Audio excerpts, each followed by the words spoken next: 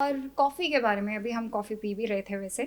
कहते हैं जी coffee P लें तो आपका वज़न कम हो जाता है, और अक्सर मुझे ऐसा लगता है कि अगर आप निहार मुँह, अगर आपने नाश्ता नहीं किया है और आप ब्लैक कॉफ़ी पी रहे हो या कोई भी कॉफ़ी पी रहे हो, वो डायरेक्ट हिट करती है आपके स्टमक पे। ऐसा होता है ना? तो क्या हिट करने का क्या मतलब है कि हुदा? वो जलन हो जाती है, आप तेज़ाबियत जिसको कहते हैं, यू कैन से बिल्कुल ऐसा दैट। ही है। अच्छा, बिल्कुल ऐसा ही है। कुछ लोगों को कॉफ़ी तेज़ाबियत का मसला कर सकती है। कॉफ़ी वेट लॉस करती है, कॉफ़ी बीएमआर बढ़ा देती है, जिससे आपको वेट लॉस में हेल्प मिलती है। राइट। लेकिन अगर आप कॉफ़ी के 10 कप पिएंगे, वो आपको साइड इफ़ेक्ट्स ही देगा। जो लोग मेरे पास आते हैं, हम कॉफ़ी पीते हैं, हमें जी बहुत ज़्यादा चक्कर आने लग गए हैं कॉफ़ी पी के, वो कॉफ़ी पीने से नहीं आए, वो आप कुछ इसलिए आ रहे खाएंगे हैं। नहीं तो आप कुछ ऑब्वियसली। खाएंगे नहीं तो ऑब्वियसली आपको चक्कर आना शुरू हो जाएंगे। उन्हें लगता है उनका बीपी हाई हो गया या पता नहीं क्या हो गया। भाई आपने 10 कप कॉफ़ी पिए हैं, ऑब्वियसली फिर आपको नींद के मसले भी आएंगे, इंसोम्निया भी होगा, एंग्जाइटी भी बढ़ेगी।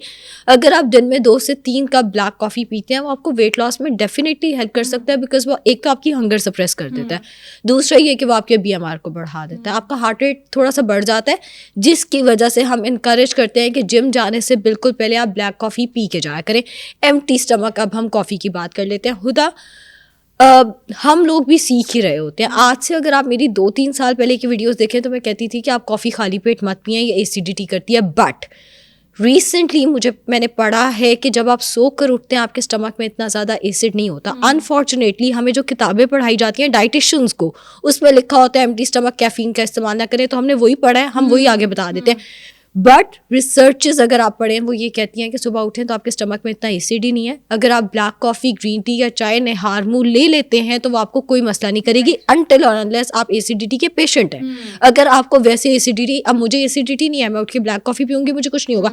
जिसको वैसी एसिडिटी का मसला है, उसको चाहिए वो अच्छा मील, कार्ब्स वाला, हेल्दी फैट्स वाला, हेल्दी प्रोटीन वाला ले, उसके ऊपर से वो कॉफ़ी का इस्तेमाल करे, उसके ऊपर से वो कैफीन का इस्तेमाल करे, तो कोई मसला नहीं है। बेली फैट सबसे बड़ा मसला है, कुछ खा लो। आई मीन अगर जो लोग जिनके जीन्स में मोटापा नहीं है, उनको भी बेली फैट का बहुत बड़ा मसला है। और चूंकि आजकल सर्दियां भी है, शादियों का सीज़न भी है, खाबे खाए जा रहे होते हैं, और रात को जाके आप जंक भी खा लेते हैं क्योंकि सर्दियां मौसम मेरे ख्याल से ऐसा है।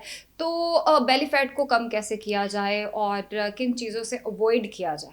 अच्छा, बेली फैट में सबसे पहले आपने एक चीज़ रूल आउट करनी है, वो है कि कई पेशेंट को फैटी लिवर तो नहीं है। राइट। जब जिगर पे चर्बी आई होती है तो उसमें भी पेट थोड़ा सा बाहर निकला होता है इन्फ्लेमेशन की वजह से।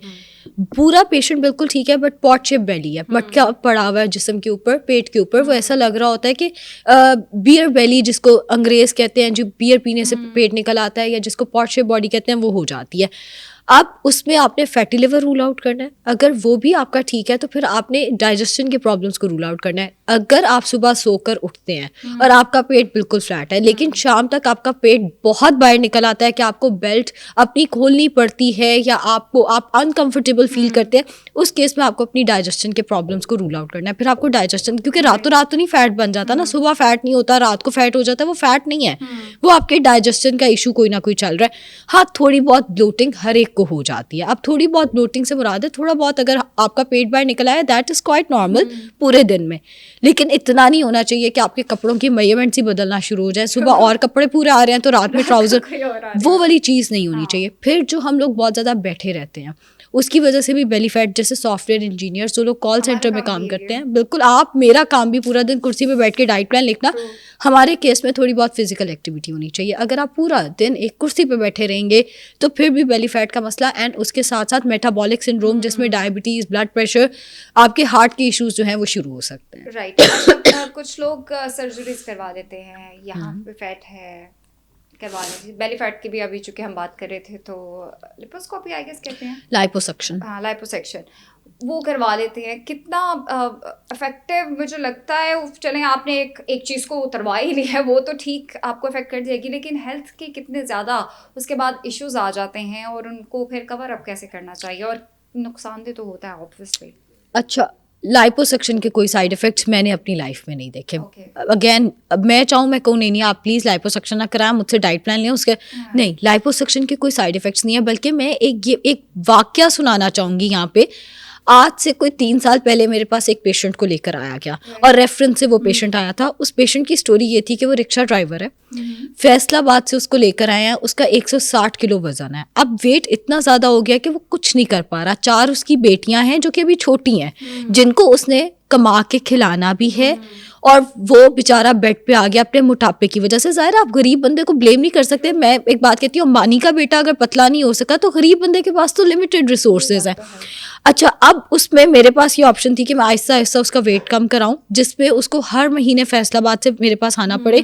फिर डाइट प्लान भी, अगर मैं कह रही हूँ जी आपने फलां चीज़ खानी है, जिस बंदे के पास तो है, जिसके पास रोजगार नहीं है उसके लिए मुश्किल है। मुझे पता चला कुछ अरसे बाद, वही क्लाइंट जब वापस आए तो मैंने कहा वो आपके अजीज आए थे, उन्होंने कहा हम उनको फलां डॉक्टर के पास लेके गए, फलां डॉक्टर ने फ्री सर्जरी की, आज वो माशाल्लाह बिल्कुल ठीक है। अब देखें, इस केस में सर्जरी ही ऑप्शन थी। Within a week patient ठीक है, वो कमा रहा है, वो अपनी बच्चियों का सहारा बन रहा है, बजाय इसके कि हम 6 महीने पेशेंट को डाइट प्लान पे लेके, वो प्रैक्टिकल नहीं है। कई केसेस में सर्जरी ही ऑप्शन होती है। आप सर्जरी करा ली, उसके बाद आपको डाइट पे जाना चाहिए ताकि दोबारा वेट 160 ना हो जाए। एक बाल्टी खाली करके दोबारा भर दोगे तो वो दोबारा भरी जाएगी, तो उसके बाद से वो डाइट पे है पेशेंट। सो कई केसेस में सर्जरी इज द ऑप्शन, कई केसेस में हम शौकिया सर्जरी करा लेते हैं। उसमें मैं आपको बता देती हूँ कि क्या प्रॉब्लम आते हैं। मेरी एक क्लाइंट थी बहुत अमीर, अभी मैंने आपको सर्जरी क्या हाँ होती है? मैं अभी बताती हूँ, बोटॉक्स करवा लिए, ये कर लिया, ये शौकिया हाँ वेट लॉस की सर्जरी मैं बताती हूँ। मेरी अभी मैंने आपको बताया एक क्लाइंट जो इतने वेल ऑफ नहीं थे। अब मैं दूसरा वाक़या सुनाती हूँ। एक मेरी क्लाइंट जो बहुत अमीर, जिसने जब आना उससे कहना प्लीज़ मुझे ना कोई दवाई लिख के दें, और दवाई भी लोकल नहीं लिख के देनी मुझे, इम्पोर्टेड कुछ लिख के दें मुझे। अब वो चलते फिरते पहुँच गई, लगता है ये ना हाँ ये साइकोलॉजिकल। अच्छा, वो चलते फिरते इत्तेफाक से उन्हीं सर्जन के पास पहुंची जिन्होंने इस पिछले वाले केस को भी किया था। खैर उन्होंने अपना स्टमक छोटा करा लिया, विच इज़ फाइन, वेट बहुत अच्छा कम हुआ। कुछ अर्से बाद वही मैंने कहा आप तो पहचाने नहीं जा रहे। मैंने डॉक्टर साहब मैंने सर्जरी कराई है। मैंने कहा चलो अच्छा किया। 4 महीने नहीं गुजरे खुदा वो फिर आई भी, और वेट भी उतना। मैंने कहा अब क्या किया? मैंने वो खाया पिया है ना, तो स्टमक तो मसल है, वो दोबारा उतना ही हो गया।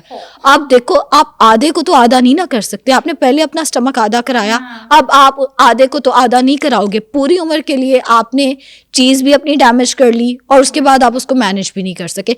ये है शौकिया सर्जरी, जिसमें आपको पता ही नहीं आपने क्या करना है, बस पैसा बहुत है तो आप जाओ जाके दे दो और सर्जरी करा के ऑर्गन काट दो। हाँ, तो ये है शौकिया सर्जरी। और उसके बाद डाइटरी मॉडिफिकेशन नहीं की, आज वहीं पे हैं जहां से हम शुरू हुए थे। अभी आपने स्टार्टिंग में बात की आइसक्रिम खा सकते हैं, शुगर का इंटेक कितना करना चाहिए? Because sugar is a thing जिससे मीठा खाने से मोटापा आता है। बिल्कुल ठीक है। देखिए, शुगर का इंटेक कभी भी एक ऐसी चीज़ नहीं है जो इंकरेज किया जाना चाहिए। ये एक ऐसी चीज़ नहीं है मैं आपसे कहूँ प्लीज़ शुगर खाया करें, शुगर से ये शुगर जितनी खाएंगे उसका नुकसान ही है, लेकिन ऑफ एंड ऑन शुगर खाने में कोई नुकसान नहीं है। पिछले दिनों थोड़ा ऑफ टॉपिक हो जाएगा, मैंने पिछले दिनों एक मौलवी का फतवा सुना। किसी ने उससे पूछा कि जंक फूड हलाल है या हराम? उसने कहा अल्लाह ताला ने अगर आपको एक चीज़ की इजाज़त दी है, मज़ेदार चीज़ की, तो अपनी ज़िंदगी क्यों हराम कर रहे हो? अपनी ज़िंदगी क्यों मुश्किल कर रहे हो? खाओ पियो, डेली ना खाओ मगर खाओ पियो। सो शुगर थे कि उनका हलवा बनना हो। हाँ, सो एक्चुअली आप हलवे खा सकते हैं, 2 to 3 टेबलस्पून पर डे खाएं, उससे ज़्यादा ना खाएं ताकि आपको साइड इफेक्ट ना हो। लेकिन अगर आप डायबिटिक हैं तो फिर आपने अपनी शुगर का ध्यान रखना है कि आपकी शुगर अगर ठीक है उस हिसाब से आपने चलना है। अगैन मैं इंकरेज नहीं करी कि मीठा ज़रूर खाएं, लेकिन खा लेने में भी कोई क़यामत नहीं आ जाएगी। Right, thank you Ayesha. नाज़रीन, जितने भी लोग वेट लॉस करना चाह रहे हैं, आई होप कि ये एपिसोड उनके लिए बहुत कारआमद साबित होगी। नेक्स्ट शो में एक नए टॉपिक के साथ मुलाकात होगी। अल्लाह हाफ़िज़।